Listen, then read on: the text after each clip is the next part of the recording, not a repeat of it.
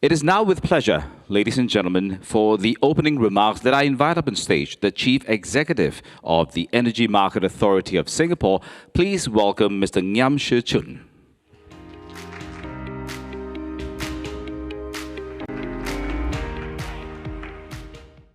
Excellencies, distinguished guests, ladies and gentlemen, good afternoon, and I'd like to extend a warm welcome to all of you to the Singapore-IEA Forum. The Singapore-IEA Forum serves as an important platform for energy leaders to discuss the future of energy systems and markets. This year, the forum will feature the Southeast Asia launch of IEA's World Energy Outlook and discuss the opportunities and challenges in accelerating clean energy transitions in the region. Southeast Asia is one of the fastest growing regions in the world.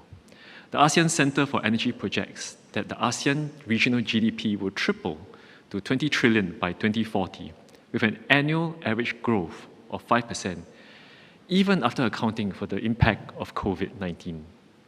Energy demand is expected to more than double by 2040, particularly due to the expected rise in electricity consumption in the buildings, transport, and industry sectors.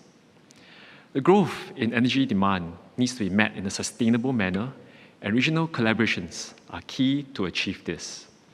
Last year, ASEAN endorsed the ASEAN Plan of Action for Energy Cooperation, Phase 2, and as chair of the drafting committee, Singapore worked closely with ASEAN member states to set an ambitious 5-year plan for the region's energy collaborations. This includes enhancing the energy intensity reduction target to 32% by 2025, just 4 years away, based on 2005 levels, and introducing a target of 35% renewable energy share in installed power capacity by 2025. To achieve these goals, ASEAN will have to continue to explore pathways to drive investments toward low-carbon energy technologies. Decarbonizing our energy systems will not be easy. Southeast Asia is still grappling with the health and economic impacts of the COVID-19 pandemic. But that said, as a region, we have to continue to pivot towards a low-carbon energy transition. To this end, the IEA's Sustainable Recovery Plan will serve as a useful reference to policymakers here and in the region. A successful energy transition with the transformation of industries and the growth in green innovation will give rise to new business opportunities and new jobs in areas such as solar, energy storage, smart grids, and cross-border electricity trade. The IEA estimates that the world has the potential to create, 9 million energy-related jobs a year over the next 3 years. Earlier this week, Singapore announced the Singapore Energy Transition Plan. The plan is part of Singapore's broader sustainability agenda in the Singapore Green Plan 2030. It sets out how Singapore will work together with different stakeholders to transition towards a low-carbon future. We'll do more to scale up renewable energy sources like solar energy and tap into regional power grids. Meanwhile, natural gas will continue to be a key fuel source during this period. We also continue to explore low-carbon solutions such as hydrogen, as these could play a very important role in the longer term. Singapore is now one of the most solar-dense cities in the world. This is a result of our extensive efforts to ramp up solar deployment with a target to achieve at least 2 gigawatt peak by 2030. And we will continue to do more by investing in innovative ways of harnessing this renewable energy source, as well as leveraging on energy storage solutions. We're driving a research agenda to test bid promising low energy technologies. And as you've heard, we will be awarding a $55 million research grant to projects that are focused on improving the technical and economic feasibility of low-carbon technologies. We've increased the funding amount up from 49 million set aside last year in response to the many, many good responses we have received from both industry as well as the academia. And you might have heard as well in the media, we are also exploring geothermal resource potential in Singapore. Small as we may be, but we think there's potential for geothermal in Singapore. International organizations such as the IEA play a very vital role in catalyzing change and supporting the region's low-carbon energy transition. This year, ASEAN and the IEA celebrate the 10th anniversary of our strong collaborations. As the country coordinator for Singapore-IEA Energy Cooperation, Singapore has engaged the IEA actively to conduct capacity-building activities for the region on a wide range of issues, from energy security to clean energy. As an association country to the IEA, Singapore's cooperation with the IEA has also strengthened over the years. The inaugural Singapore-IEA Global Ministerial Conference on System Integration of Renewables, held at Seoul 2020, marked a significant milestone in our cooperation. This year, Singapore and the IEA co-organized the ASEAN IEA workshop on Net Zero Roadmap report and applications to ASEAN. The workshop identified the opportunities and challenges in ASEAN's energy transitions amidst the strong global momentum to achieve net zero emissions. With a strong lineup of leaders and industry captains today, the outcomes of our discussions will help to identify areas of cooperation and contribute towards ensuring greater sustainability and resilience in the region. I wish everyone a fruitful discussion ahead. Thank you. Thank you kindly, Mr. Ngiam. And now, ladies and gentlemen, making her opening statement, I'd like to invite on stage the Deputy Executive Director of the International Energy Agency. Please welcome Ms. Mary Burrs-Wallick.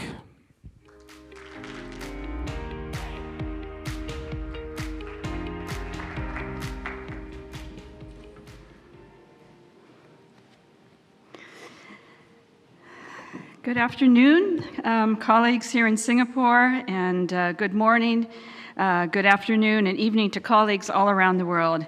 I'd very much like to join Chief Executive Ngiam in welcoming you to the 2021 Singapore-IEA Forum. I'm really pleased to be here in person and to speak with you all during SEU, one of the year's most important Asia-Pacific energy events. I would also like to extend special thanks to the Energy Market Authority of Singapore for their hard work organizing this hybrid event under challenging conditions. We all wish we could be together again in person in this beautiful city, and Singapore is once again a front runner in pushing the boundaries of what's possible and showing us new ways of holding these events in the so-called new normal. For the past 18 months, we've all lived through an incredibly difficult time. Unfortunately, the impacts of the coronavirus in our lives and our economies will be also felt for some time to come, with many of those impacts still revealing themselves. So on behalf of the whole IEA family, please allow me to extend our best wishes to all our panelists, our viewers, and our hosts here in Singapore as we all continue to navigate these ongoing challenges together. But it's really in this togetherness that I'd like to focus on. The COVID-19 pandemic has shown us just how interconnected our world is and how these connections can be our way through the pandemic as well. The IEA, as the world's all fuels, all technologies energy agency, remains at the heart of international collaboration and dialogue on what have become fundamentally and irreversibly changed energy markets and policy landscapes. We've been incredibly active in the past 18 months, working to provide analysis, insights, advice, and support for governments and the energy sectors as they seek to build back better. Beyond our expert level, really widely read reports, we've been scaling up our work with emerging and developing economies on policy implementation.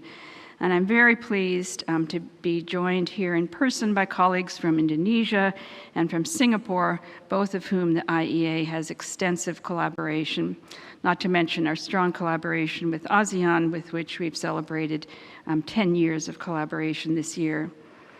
As I mentioned, international collaboration will help us emerge from the COVID-19 pandemic, but it will also be even more important as we face the growing climate crisis. All sectors, public, private, finance, energy, agriculture, transport, and more, must work together if we have a hope of avoiding the worst impacts of climate change. As the IEA Executive Director, Dr. Fatih Birol, has said, this is a race that nobody wins if we don't all finish. We must put emissions in structural decline while securing affordable energy supplies and leaving none behind. And the energy sector must seize the opportunity to lead the way. So today, I understand we'll be hearing from two key ASEAN ministers of energy, His Excellency Minister Hassan of Malaysia and Minister Hussein of Brunei Darussalam, who will speak about clean energy transitions in Asia. And after their remarks, I'll be very pleased to launch the IEA's Energy Outlook 2021, our annual flagship publication, and then look forward to a dynamic panel discussion with experts, including one of our own IEA colleagues, the head of energy supply and outlooks, and one of the authors of the World Energy Outlook, Michael Waldron. So once again, my huge thanks to our hosts here in Singapore for all the excellent cooperation we've had with you and with partners across ASEAN. We very much hope that you all enjoy this forum today, and thank you once again for joining us.